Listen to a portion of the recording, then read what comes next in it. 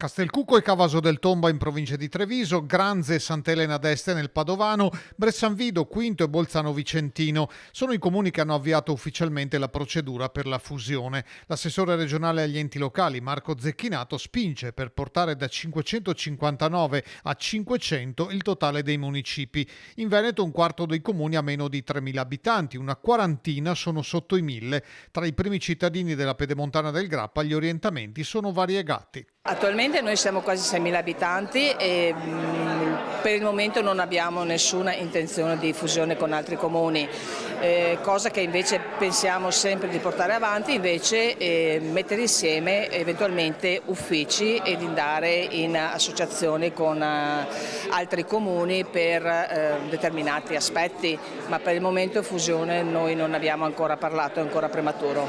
Sempre di più le risorse vengono meno e quindi spesso le fusioni sono necessarie proprio per cercare di garantire un servizio al cittadino quando, lo sappiamo, oltre alle risorse a volte sono anche i dipendenti comunali a essere sempre più difficili da reperire. A Pieve del Grappa, uno dei primi comuni veneti nati da fusione, il percorso era nato già da basi condivise. Io sono sempre dell'idea che è giusto portare avanti questa possibilità per i cittadini di poter decidere e scegliersi se fondersi prima che magari arrivi da obbligo.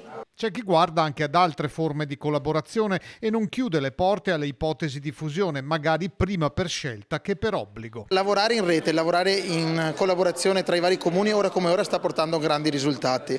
È vero che le fusioni sicuramente portano vantaggio alle comunità, portano vantaggio ai servizi anche che i comuni possono erogare. Se arriverà un giorno mai che lo Stato centrale ci obbligherà ad arrivare a un numero minimo, là sicuramente la cittadinanza sarà la cosa verrà quindi subita, quindi è meglio anticipare i tempi e cominciare sicuramente a parlarne.